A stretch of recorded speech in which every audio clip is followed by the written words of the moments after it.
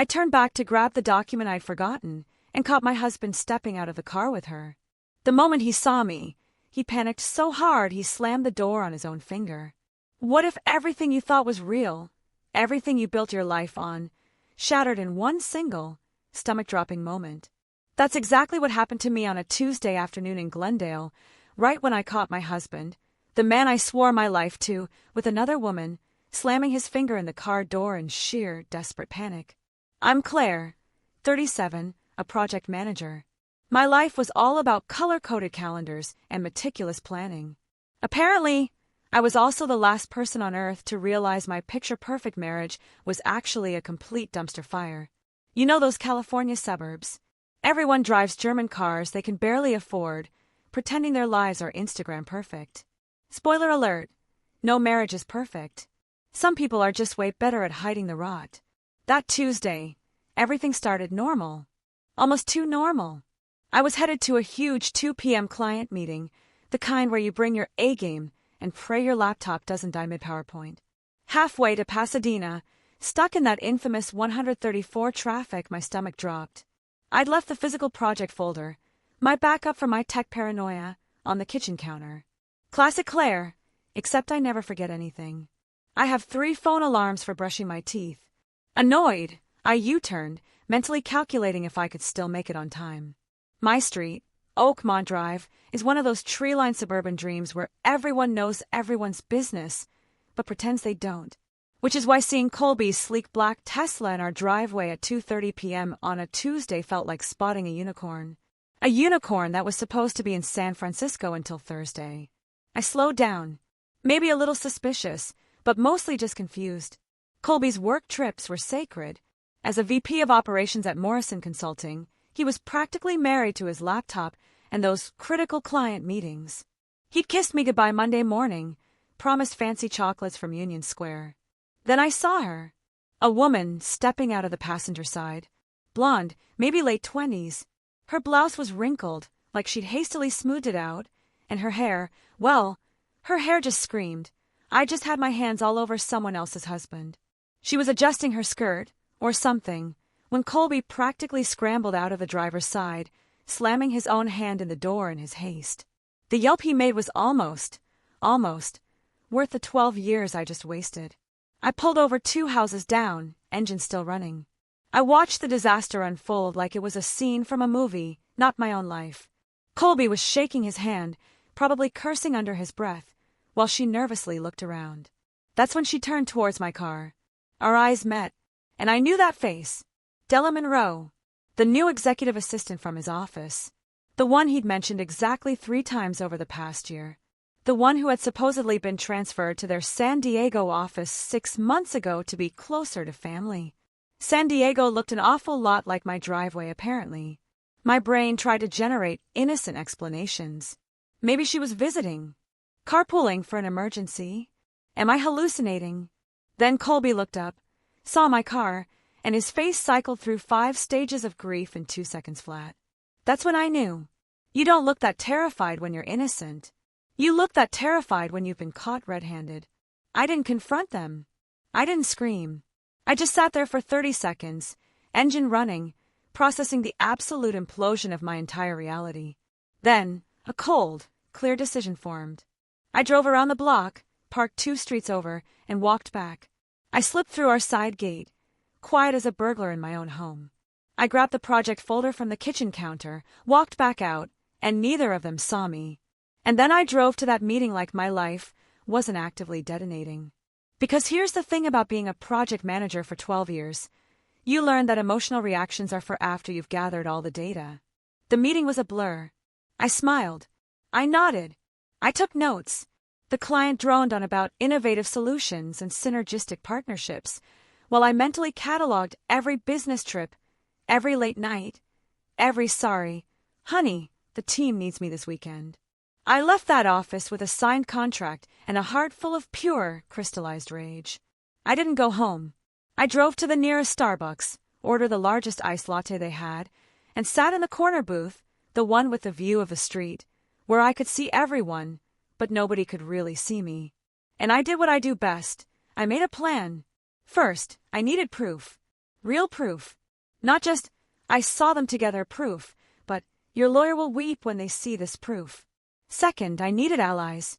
Because Colby wasn't stupid enough to be this sloppy unless he felt completely safe. And if he felt safe, it meant I'd been too predictable, too comfortable, too easy to deceive. My phone buzzed. A text from Colby. Hey babe, meeting long. Probably won't be back until late Thursday. Miss you. I stared at that message for a full minute. The audacity, the sheer, unmitigated audacity of this man, lying to my face via text while his mistress's perfume was probably still lingering in his car.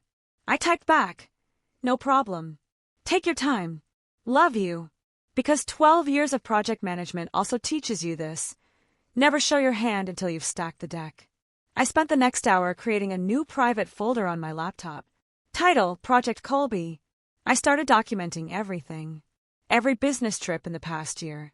Every time he'd been too tired for date night, but somehow had energy for a morning jog. I pulled up our credit card statements. Joint account, because we were partners, and we trusted each other. Oh, the irony. Charges started jumping out. Hotels and cities he'd never mentioned visiting. Restaurants in San Diego during times he claimed to be in Sacramento. A Tiffany's jewelry purchase on our anniversary. Except I never got Tiffany's. I got dinner at Olive Garden because he said we were cutting back on expenses. Apparently, expenses didn't include his side pieces accessories. My phone rang. Tegan Ross, my yoga and wine friend from the neighborhood. We'd met at an HOA meeting 3 years ago, bonded over our mutual hatred of the president's obsession with community beautification standards, and had been close ever since. Claire, thank God you picked up. I need emergency wine therapy. Can you meet me at my place in 20? I glanced at my laptop screen, at the spreadsheet of lies I was building. I'll be there in 15, I said. Because if I've learned anything in the past 3 hours, it's this. I am not going to survive this alone. And something in Tegan's voice told me I wasn't the only wife in Glendale having a really bad week. I grabbed my laptop, left my untouched latte on the table, and walked out into the California sunshine. Somewhere in the city, Colby was probably congratulating himself on another successful deception. Somewhere in San Diego, or actually Glendale, apparently, Della was probably giggling about their close call. Neither of them knew what was coming, but they were about to find out. Tegan's house looked like every other house on Maple Grove Circle. Pristine landscaping, 2-car garage, the kind of place where problems don't exist because everyone's too busy pretending to have it all together. I knew better now. She opened the door before I could even knock. Mascara streaked down her face, holding a bottle of wine that was already half empty. It was 4 p.m. on a Tuesday. Tell me you brought reinforcements, she said, pulling me inside. I brought a laptop full of evidence that my husband's been lying to me for at least a year. Does that count? She stopped mid-step, turned around, stared at me like I'd just started speaking fluent Mandarin. Your husband? Colby! Unless I have another husband I don't know about, which at this point wouldn't surprise me. We sat at her kitchen island, white marble, subway tile backsplash, the works, and I told her everything. The driveway encounter, Della Monroe, the credit card charges, the Tiffany's jewelry I never received, the San Diego lie. Tegan listened, and with every detail, her face went from sympathetic to something darker, more resolute. When I finished, she refilled both our glasses and said 5 words that changed everything. Mine is one, too. Apparently, Grant Ross, her husband of 10 years, father to absolutely nobody because they'd also chosen careers over kids, had an assistant named Paige. Paige had supposedly quit 6 months ago. Except Tegan had seen Paige's car at the Glendale Galleria last week, and when she casually mentioned it to Grant, he'd gotten defensive. Said she was seeing things and being paranoid. Classic gaslighting. Trademark move of cheaters everywhere. I've been tracking his phone, Tegan admitted, pulling out her iPad. I know, it's crazy, but something just fell off. Look at this. She showed me a map, little dots showing Grant's location history. Most were normal. His office in Burbank, their house, the gym. But there were clusters, recurring patterns. Every Wednesday afternoon for the past 3 months, Grant's phone pinged at the same location, a condo complex in Atwater Village. That's not where his gym is, I observed. No, it's not. We sat there, two successful, educated women in our 30s, staring at a map of our husbands' lives. The wine wasn't helping anymore. What we needed was a strategy. We should call Oakley, Tegan said suddenly. Oakley Sterling, the corporate attorney from our book club that never actually discussed books. She lived 3 streets over in a house that cost more than both of ours combined because she'd made partner at 35. And her husband, Barrett, some financial executive, supposedly made bank. Why Oakley? I asked. Because last month at book club, she made a joke about Barrett's assistant having very specific coffee preferences. And I remember thinking it was weird how bitter she sounded. 10 minutes later, Oakley was at Tegan's door with Riley Banks, our 4th musketeer. Riley, financial analyst, yoga enthusiast, married to some tech bro named Wade for 9 years, looked confused. Tegan said, emergency meeting. Nobody's pregnant, right? Because I brought wine, not sparkling cider. Worse, Tegan said. Husbands. We moved to the living room. I went first, laying out everything about Colby and Della. Tegan followed with Grant and Paige. Then we looked at Oakley. She didn't cry. She didn't even look surprised. She just opened her Birkin bag, pulled out a folder, and dropped it on the coffee table. Barrett and his assistant, Simone. 6 months. I've had a PI on him for 2 weeks. The folder was thick. Photos, bank statements, hotel receipts, text message logs that would make a sailor blush. Jesus, Riley whispered, then she went pale. Wait. Wade's assistant, Marn, said she was moving to Portland in July. But I saw her Instagram last week. She was at Descanso Gardens, which is definitely not Portland. 4 wives, 4 husbands, 4 assistants who'd supposedly left, but clearly hadn't. The odds of this being a coincidence were approximately the same as winning the lottery while being struck by lightning during a shark attack. They're running a playbook, Oakley said, her lawyer brain kicking in. This is coordinated. They tell us the assistants transferred or quit, then continue the affairs without the guilt of lying about who they're spending time with. So when Colby says he's working late with the team, he actually is, I added. Just not the team, I think. And when Grant says he has Wednesday client meetings, Tegan continued, he technically has meetings, just horizontal ones. Riley made a noise somewhere between a laugh and a sob. Wade told me Marn was irreplaceable at the office. Turns out he meant it literally. We sat in silence, processing. 4 marriages, 46 combined years, all built on the same foundation of lies. We could confront them individually, Riley suggested, half-heartedly. And get gaslit individually, Oakley countered. No. If they coordinated their deception, we coordinate our response. That's when Tegan smiled. It wasn't a nice smile. It was the smile of someone who just figured out how to burn down the world and make it look like an accident. My cousin, Forrest, manages the Castaway. You know that restaurant in Burbank with the view. I knew it. Colby and I had celebrated our 5th anniversary there, back when I thought we were happy. Back when I was an idiot. He owes me a favor, Tegan continued. Big favor. I introduced him to his wife, and they have a private event room with AV equipment. Oakley caught on first. Her eyes widened. You're thinking what I'm thinking. A dinner party, Tegan said. Just the 8 of us. We tell the husbands it's a couple celebration. Friendship, community, whatever. We get them in that room, lock the door, and show them exactly what we found. Public humiliation, Riley breathed. Controlled environment, Oakley corrected. No escape. No, with witnesses. I thought about Colby's face that afternoon. The panic, the guilt, the calculation of how to lie his way out. And then I asked, and then, Oakley smiled. It was sharper than Tegan's. And then we give them a choice. Clean divorces with fair splits, or we make everything public. Their bosses, their families, their precious professional reputations. Barrett's firm has a strict ethics policy about workplace relationships, Oakley added, especially with subordinates. He'd lose his position. Morrison Consulting, too, I confirmed. Colby could kiss the VP title goodbye. Grant's company is family-owned, Tegan said. His father-in-law would actually kill him. Wade's in tech, Riley added. They love firing people for less. We looked at each other. For women who'd met at various suburban events, book clubs, yoga classes, HOA meetings, suddenly united by the world's most depressing common denominator. "We need evidence," Oakley said, slipping into full lawyer mode. "Solid, irrefutable evidence. Photos, messages, financial records. Everything."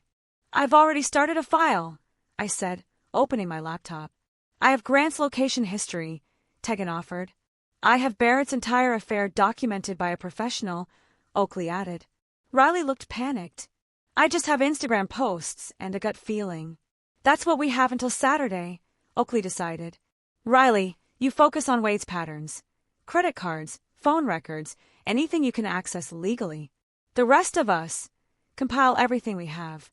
Saturday, October 26th, we have dinner at the Castaway. That's 11 days to prepare," I calculated. "Think we can pull this together?"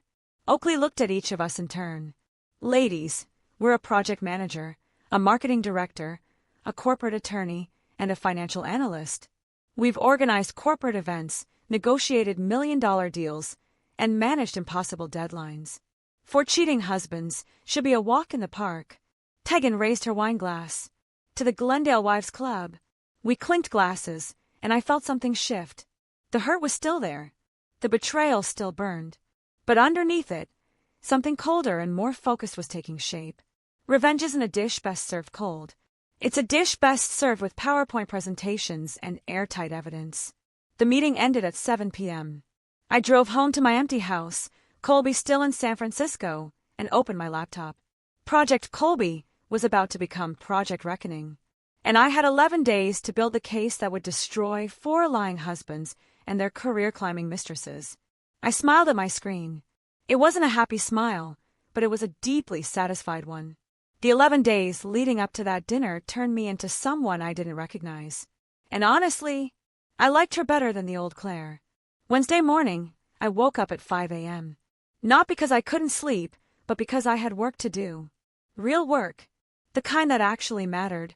I made coffee, opened my laptop, and dove into Project Reckoning like it was the most important client pitch of my life. Because it was. First order of business, Colby's digital footprint. We'd always had joint access to our accounts, banking, credit cards, even cloud storage, because we trusted each other and had nothing to hide. The irony of that could have killed a weaker woman. I started with the credit cards. Turns out, Colby had been remarkably consistent. Every 2 weeks, there was a charge at the Beverly Hilton. Same day, same amount, $247. Hotel room rate, I confirmed after a quick Google search. Not their cheapest, but not their penthouse either. Just expensive enough to feel special. Affordable enough to not raise red flags on our statements. Except I was looking at flags now. Bright red ones. Everywhere. There were charges at restaurants I'd never been to. Jewelry stores where I'd never received gifts. A lingerie boutique in West Hollywood that definitely hadn't contributed to my wardrobe. Each purchase felt like a paper cut. Small individually, but collectively, they were bleeding me out. I documented everything in a spreadsheet. Date, location, amount, probable purpose. By noon Wednesday, I had 6 months of evidence. By Thursday evening, I'd gone back a full year. The hotel charges told the real story. Every other Tuesday for the past 12 months. That's 26 visits. 26 times Colby had checked into the Beverly Hilton with someone who wasn't his wife. 26 times he'd come home and kissed me like nothing had happened. $6,422 of our joint money spent on his betrayal. My phone buzzed constantly with updates from the group chat we'd started. We'd named it Book Club, in case anyone saw our screens. Plausible deniability and all that.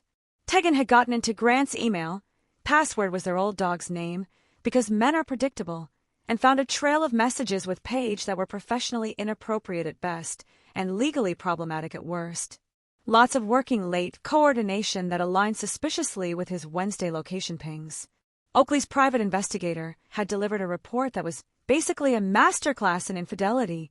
Photos of Barrett and Simone entering hotels, receipts from weekend golf trips that included charges at Victoria's Secret and couple spa treatments.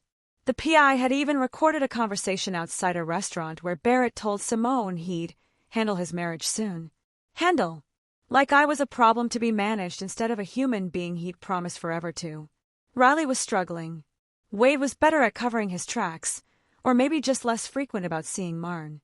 But on Friday, she found something that broke the case wide open, a lease agreement. Wade had co-signed for an apartment in Silver Lake. The other name on the lease, Marn Preston. He'd literally set his mistress up in an apartment with documentation. Apparently, cheaters really aren't that bright. Saturday afternoon, the four of us met at Oakley's house. Her husband, Barrett, was conveniently away on a business trip. Quotes very much intended. We spread our evidence across her dining room table like the world's most depressing art installation. "This is enough," Oakley said, reviewing everything with her sharp lawyer eyes. "More than enough. Any one of these cases could survive a divorce proceeding. Together, this is airtight. So, we just need to decide how we want to present it." Tegan added. That's when Riley surprised us all. Quiet Riley, who'd spent the past week looking like she might cry at any moment, pulled out her laptop and said, "I made a presentation." We stared at her. "What?" "I'm in finance. I make presentations. It's literally my job." She opened the file. The title slide appeared. The Glendale Files, a documentary in 4 acts. It was perfect. Clean design, professional layout, the kind of presentation you'd show at a board meeting, except instead of quarterly projections, it was exposing 4 men's complete moral bankruptcy. Each act focused on one marriage. Photos, timeline graphics, financial data, text message excerpts, the appropriate ones anyway. Riley had even added subtle background music cues. "This is brilliant," I breathed. "This is admissible in court," Oakley confirmed. "This is going to destroy them," Tegan said with deep satisfaction. We spent the next 3 hours rehearsing. Each of us would present our own section. 5 minutes maximum. No emotional outbursts, just cold, hard facts delivered with devastating calm. Oakley would handle the legal framework at the end, outlining their options with crystal clarity. Monday, I called Forrest at the Castaway.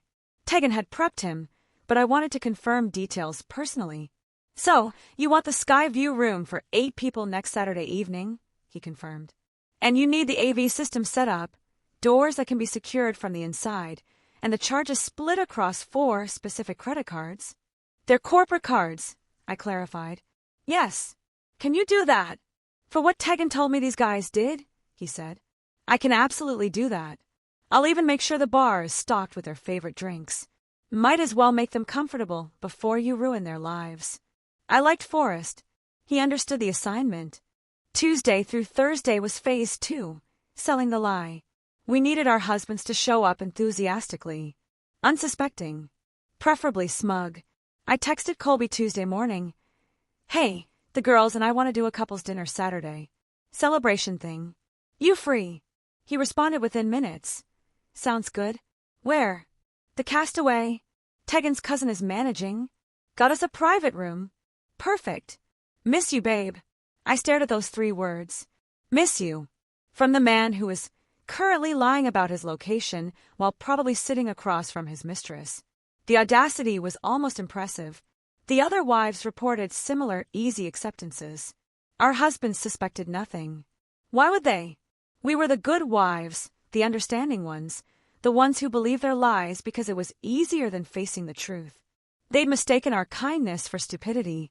Classic error. Friday afternoon, Oakley called an emergency meeting.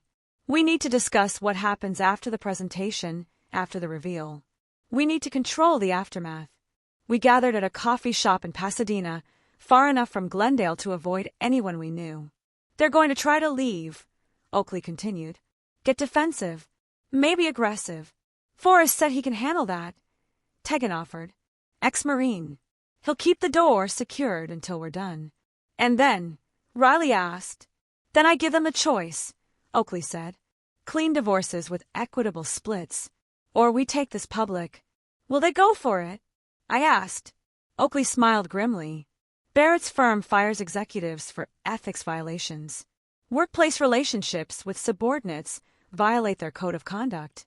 He'll lose his position. Grant's father-in-law owns his company. Family reputation is everything. Wade's tech company has zero-tolerance policies. And Colby's Morrison Consulting has that clause about professional conduct." She paused. "They'll take the deal because the alternative is career suicide. What about the assistants? Riley asked quietly. We'd been so focused on our husbands, we'd almost forgotten the other women. Almost. Della, Paige, Simone, and Marn made their choices, I said, surprised by how cold my voice sounded. They knowingly pursued married men. They participated in deception. I'm not interested in destroying them, that's not our goal. But I'm also not interested in protecting them. Agreed, Tegan said. Our target is our husbands. If there's collateral damage, that's on them for being collateral. We finalized the plan. Saturday, October 26th, 7 p.m. We'd arrive early to set up. Our husbands would arrive at 7:30, expecting a celebration. What they'd get instead was a reckoning. Friday night, I did something I hadn't done in months. I went through my wedding photos. Not because I was sentimental, I was way past that, but because I wanted to remember who I'd been 12 years ago. That Claire had been 25, optimistic, trusting. She believed in forever and partnership and choosing each other every day. That Claire was gone, and I didn't miss her. The woman staring back at me from my laptop screen, the one who'd built an airtight case, coordinated a strategic revenge plot, and felt absolutely nothing but cold satisfaction, she was the one I needed to be. Saturday morning, I woke up calm. Not happy, not sad, just focused. I put on my favorite dress, the black one that Colby always said made me look powerful. I did my makeup carefully, professional, polished, untouchable. My phone showed a text from Colby, looking forward to tonight. Love you. I typed back, me too. It'll be unforgettable. Send. Because it would be unforgettable, just not for the reasons he thought. At 6 p.m., I grabbed my laptop, presentation loaded and ready, and headed to my car. The evening air was crisp, typical California October. The sunset painted the sky in shades of orange and pink. It was beautiful. And somewhere in Glendale, 4 men had no idea their perfectly constructed lies were about to collapse. I smiled at my reflection in the rearview mirror. Game time. The Castaway sits on a hill in Burbank, with floor-to-ceiling windows overlooking the San Fernando Valley. On a clear October evening, you can see from downtown Los Angeles to the mountains. It's the kind of place where people celebrate promotions, anniversaries, life milestones. Tonight, we were celebrating the end of 4 marriages. I arrived at 6:15 p.m. Tegan was already there with Forrest, testing the projector. Riley was setting up her laptop, her hands shaking slightly. Oakley walked in at 6:20, carrying a leather portfolio that probably cost more than my car payment. Everyone clear on their parts? Oakley asked. We nodded. We'd rehearsed this enough times that I could recite Tegan's section backward.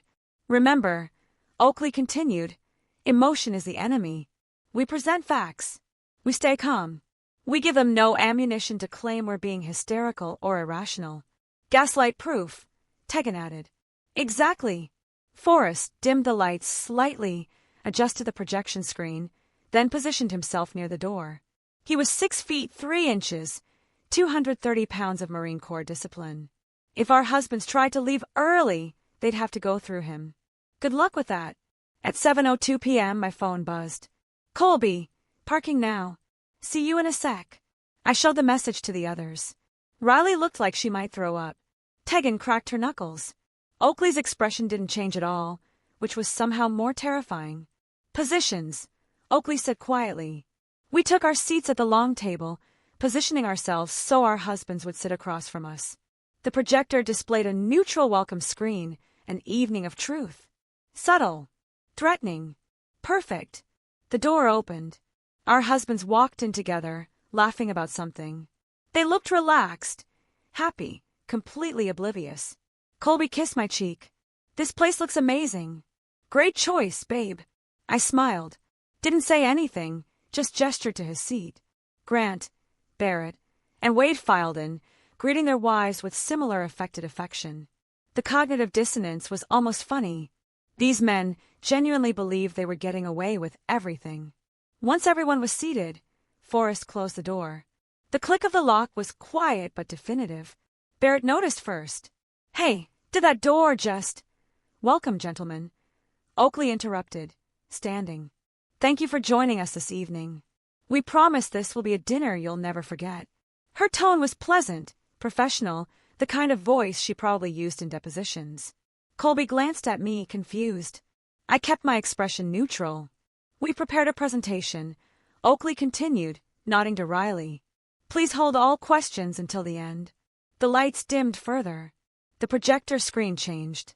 The Glendale Files, a documentary in 4 acts. I watched Colby's face, watched the confusion shift to concern, then to dawning horror as the title slide lingered.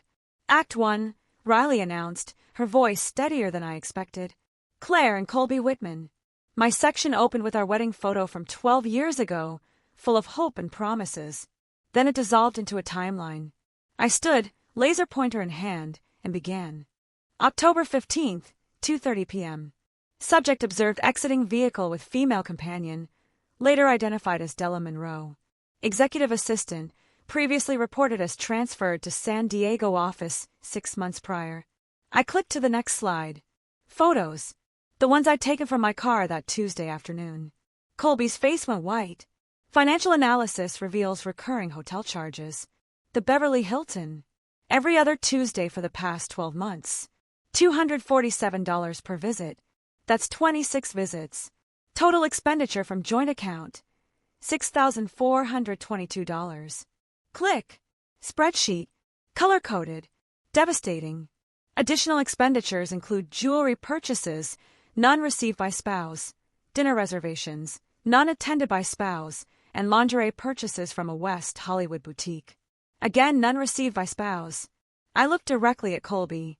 "Unless you've developed a sudden interest in women's undergarments for yourself, in which case we have bigger conversations to have." Tegan snorted. Even in the tension, the absurdity landed. I clicked through 6 more slides, each one a nail in his coffin. Bank statements, text message timestamps that contradicted his reported locations, credit card receipts from restaurants in cities he'd never mentioned visiting. Conclusion. Subject Colby Whitman engaged in extramarital relationship for minimum 12 months, utilizing joint funds and constructing elaborate deception, including false business trips and fabricated personnel transfers. I sat down. My hands were steady. My voice hadn't wavered once. Colby looked like he'd been hit by a truck. "Claire, I can explain." No talking during the presentation. Oakley cut in. Act 2. Tegan stood. Her section focused on Grant and Page. Location data, email correspondence, Wednesday afternoon patterns that aligned perfectly with the Atwater Village condo visits. She'd even pulled property records, showing Page's name on a lease for that exact address. Grant tried to interrupt 3 times. Forrest took 1 step toward the table, and Grant went silent. Riley presented Act 3, Wade and Marn. The co-signed apartment lease was the centerpiece, but she'd also found Venmo transactions, Wade sending Marn money with hearts and kissy face emojis. For a tech executive, Wade had shockingly poor operational security. Wade actually tried to stand up and leave. Forrest didn't move, just crossed his arms. Wade sat back down. Finally, Oakley presented Act 4, Barrett and Simone. Her section was twice as long as ours because she'd hired a professional. Photos of them entering hotels, recorded conversations, a receipt from a jewelry store where Barrett had purchased a bracelet identical to one Oakley owned, except hers had been an anniversary gift 2 years ago. "Apparently, Barrett believes in brand consistency," Oakley said dryly. "Why develop original romantic gestures when you can simply duplicate them?" When the presentation ended, the silence was absolute. Our husbands sat frozen, faces ranging from pale to green. The evidence was irrefutable, airtight, devastating. Oakley remained standing. "Gentlemen, you have a choice to make. Option A, we proceed with clean, equitable divorces. 50-50 asset splits. No-fault filings. Minimal publicity." She paused, letting that sink in. "Option B, we take this presentation public. Your employers receive copies. Morrison Consulting's ethics board, Grant's father-in-law, Wade's HR department, and Barrett's firm partners all get detailed reports of workplace relationships with subordinates, misuse of company resources, and conduct violations." Barrett started to speak. Oakley held up one hand. "Morrison Consulting terminates for ethics violations. Your firm, Barrett, has explicit policies about workplace relationships. Grant, your father-in-law built his company on family values and reputation. Wade, Your tech company's harassment policies cover power dynamic relationships. She smiled. It wasn't warm. You'll lose your positions, your professional reputations, possibly face legal consequences for misuse of corporate resources. And then we'll still get our divorces, except the asset split will favor us significantly because we'll argue. You had choices. I corrected. You chose deception. We're simply presenting you with new choices, better ones than you gave us. Colby looked at me. Really looked at me. Claire, please. We can work through this. Counseling. I'll end it. I'll do anything. For a second, just a second, I saw the man I'd married, the one who'd promised forever. Then I remembered Della adjusting her clothes in our driveway. No, I said simply. You spent 12 months lying to me. 12 months using our money to fund your affair. You looked me in the eye every single day and lied. You don't get to work through that. You get option A or option B, choose. The four men looked at each other. Some kind of silent communication passed between them. Maybe solidarity in their shared humiliation. Maybe just recognition that they had no leverage. Option A, Barrett finally said. The others nodded. Agreement. Smart choice, Oakley said. She opened her portfolio and pulled out 4 document sets. These are preliminary divorce agreements. Fair splits. No fault clauses. You have 72 hours to review with your own attorneys. We reconvene Wednesday to finalize. She slid the documents across the table. One more thing, Tegan added. The assistants. Della, Paige, Simone, and Marn. We're not interested in destroying them, but if any of them remain employed in your offices after next week, we reconsider option B, clear. For silent nods. Excellent, Oakley said. Forrest, you can unlock the door now. Forrest stepped aside. Our husbands stood slowly, grabbing the documents like they were ticking bombs. They filed out without another word. The door closed behind them. For a moment, nobody moved. Then Riley started laughing. Not hysterical laughter. The kind that comes from relief and disbelief and the sheer absurdity of what we just pulled off. Tegan joined in. Then me. Even Oakley cracked a smile. Did we really just do that? Riley asked. We absolutely did, I confirmed. Forrest reappeared with a bottle of champagne, courtesy of the house, and the dinner bill, just charged to their corporate cards. Enjoy, ladies. We toasted to evidence, to friendship, to the end of lies, and to the beginning of whatever came next. 3 months later, I'm sitting in my newly redecorated living room, the one that's finally mine, legally, completely. And I can honestly say I've never been happier. The divorce was finalized in December, right before Christmas. Turns out, when you have airtight evidence and motivated parties, the legal system moves remarkably fast. Colby signed everything without contest. So did Grant, Barrett, and Wade. Funny how quickly men cooperate when their careers hang in the balance. The house became mine in the settlement. Colby kept his Tesla and his bruised ego. I got the equity, the furniture, and the profound satisfaction of changing every single lock. First thing I did was repaint the bedroom. Goodbye, sad beige. Hello, deep emerald green. The room where he'd lied to me for months deserved a complete transformation. So did I. Morrison Consulting quietly reassigned Colby to their Sacramento office. Not a promotion. Della Monroe resigned 2 days after our castaway dinner, or was encouraged to resign, depending on who you ask. Either way, she's no longer Colby's problem to manage. Last I heard through the Glendale Gossip Network, she moved back to Arizona. Phoenix's gain, I suppose. Grant lost his position at his father-in-law's company entirely. Turns out, family values mean something when they're attached to a family business. He's working for a competitor now, making half his previous salary. Paige also vanished from the professional landscape. Tegan got their house, plus Grant's vintage car collection. She sold 3 of them immediately and used the money to renovate her kitchen. Said she wanted to remove every trace of him from her space. I understand that impulse completely. Barrett's law firm didn't fire him. Partners are harder to remove, but they did strip him of his senior status and reassign his major clients. Professional humiliation in slow motion. Simone transferred to their New York office, which is either punishment or reward, depending on your perspective. Oakley got a generous settlement and kept their Glendale house. Last month, She made partner at a different firm. Revenge looks good on her. Wade actually had it worst. His tech company's zero-tolerance policy wasn't just talk. They terminated him for ethics violations and the misuse of company resources to support Marn's apartment. Marn got fired, too. Wade's working at a startup now, making a fraction of his previous salary. Riley got their house and half his stock options. She was traveling Italy last month, Greece next week, living her best divorce life. The four of us still meet monthly at the Castaway. Forrest always reserves our table, the one by the windows with the view. We call it the Glendale Wives Club, though technically, we're not wives anymore. The Glendale Ex-Wives Club doesn't have quite the same ring to it. Word spread. It always does in the suburbs. Other women started reaching out. Quiet conversations at yoga class. Carefully worded texts like, "Can we talk?" Followed by stories remarkably similar to ours.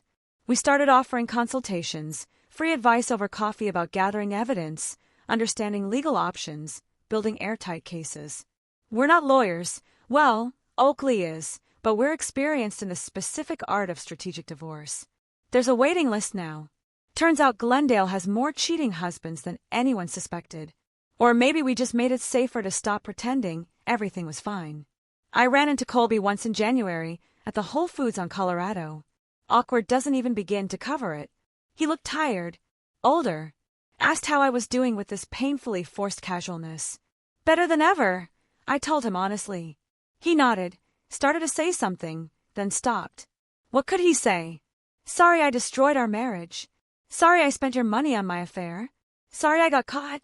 We were past sorry. Way past it. He walked away with his organic groceries and his guilt. I walked away with my freedom and my self-respect. I know what people expected. They expected me to fall apart, to collapse into grief and rage and dramatic displays of emotion. Some people in Glendale still look at me with pity, like I'm wounded, like I should be sadder about losing my marriage. But here's what I learned. You can't lose something that was already gone. Colby left our marriage months before I discovered the truth. I just finally caught up. The real loss would have been staying, accepting the lies, becoming smaller and quieter to accommodate his betrayal. That version of events would have destroyed me. This version set me free. Riley's in Europe. Tegan's dating, casually, carefully, but dating. Oakley bought a convertible.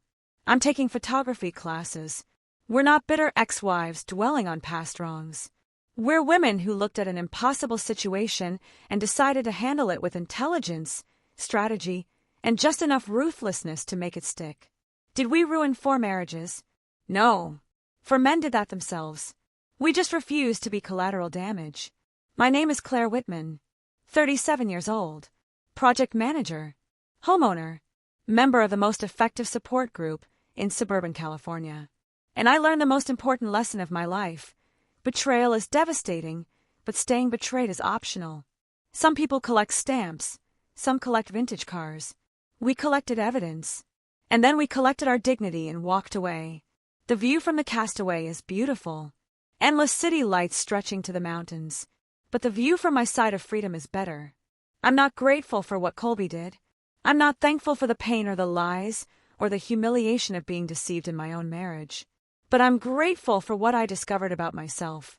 That I'm stronger than I thought. Smarter than I gave myself credit for. More capable of protecting myself than I ever had to prove before. Colby taught me that trust is earned, not assumed. That marriage requires honesty, not just history. That sometimes, the worst thing that happens to you becomes the best thing that could have happened. We don't forgive. We don't forget. But we move forward. And we take our evidence with us. Just in case. What would you have done if you'd caught your partner like that? Have you ever had to choose between staying quiet or fighting for yourself? Tell me your thoughts in the comments below. I really want to hear your perspective.